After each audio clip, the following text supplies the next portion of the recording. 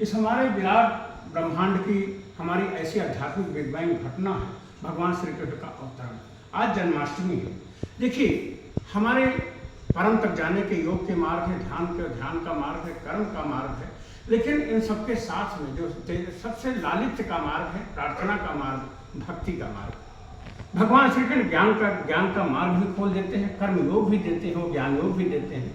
लेकिन अंत में गीता के कहते हैं 18वें अध्याय के 66वें श्लोक में अर्जुन से कहते हैं, सर्वधर्मान परित्यज्य एक मामेकम शरणं व्रज अहम तासुर पापेभ्यो मोक्षयिष्यामि मा शुचिः। हे अर्जुन, सब कुछ छोड़ के तू मेरी शरण में आ जा। शरणागति से जब हम सरेंडर हो जाते हैं तो हमारे भीतर के गीत उठते हैं, मेरे तो गिरधर गोपाल दूजनो कोई, पग घुंघरू बांध मीरा नाचती। दीवानगी तो तभी आती है, भक्त ही दीवानगी में आ सकता है, प्रार्थना में आ सकता है, अपने परम तक जा सकता है। और एक बात बताएं, यहाँ पे हम कैसे कृष्ण तत्व तक जाएं, उस अपने तत्व को, कृष्ण तत्व को पाएं, इस ब्रह्मांडी चेतना से कैसे एकाकार हो। देखिए, जब कृष्ण की चेतना हमारी जब बाहर की तरफ आती है, सृजन करती है, वो कृष्ण की चेतना की धारा जब बाहर की तरफ आती है, संसार का सृजन करती है, तो वही राधा बन जाती है। यही राधा रानी का रहस्य है, और यही रहस्य समाया है अर्धनारीश्वर में। भगवान शिव ही दो भाग में टूट जाते हैं अर्धनारीश्वर लीला करने के लिए, इस ब्रह्मांड की सृजन की लीला करने के लिए, और यही रहस्य समाया है। भगवान श्री राम साथ जगत जाननी सीता, कहते हैं वो धरती से प्रकट होती है। देखिए यार, तो यही इसीलिए हमारे रहस्यदर्शी कहते हैं कि राधे राधे जपो चले आएंगे बिहारी। तो राधे राधे क्यों? क्योंकि इसकी मालकिन, इसकी मालिक हमारी राधा रानी है, माँ भवानी है, माँ जगत जाननी सीता है।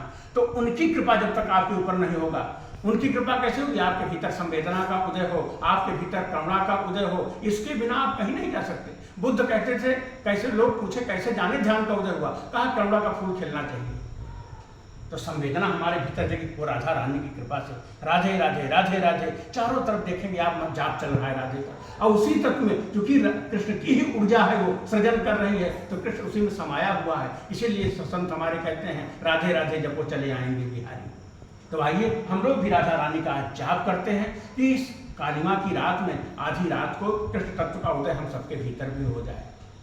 क्योंकि कामनाओं, वासनाओं, विक्षुब्धताओं की और पूरी धरती मोहनजोदड़ो है, तो वो चारों तरफ मृत्यु घट रही है यहाँ पे, उसका कहीं अवसाद हमारे भीतर ना आ जाए, और पूरी मनुष्यता एक कहते नहीं सामूहिक अवसाद में न चली जाए, हमारे भीतर नृत्य आ जाए। हम सरेंडर के मार्ग पे चलें, हम समर्पण के मार्ग पे चलें, प्रार्थना के मार्ग पे चलें, सबको समर्पित कर दें राधा रानी के चरणों में। और उनकी जब शरणागति हो जाएगी तो हमारे भीतर परम चेतना की झलक आ जाएगी कृष्ण तत्व की। यही है जन्माष्टमी मनाने की श्रेष्ठता। तो राधा रानी के चरणों में कोटि कोटि प्रार्थना करते हुए माँ हमारे भीतर भी कृष्ण तत्व का जन्म हो जाए। बोलो वृंदावन बिहारी लाल की।